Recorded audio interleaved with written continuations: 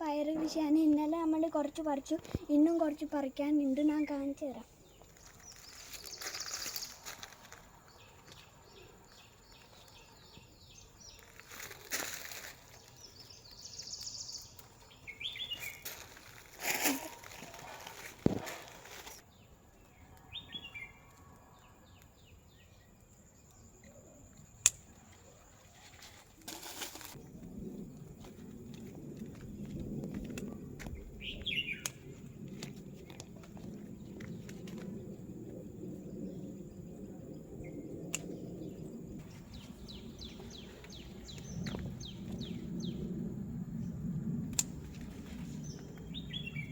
കിട്ടിയോ?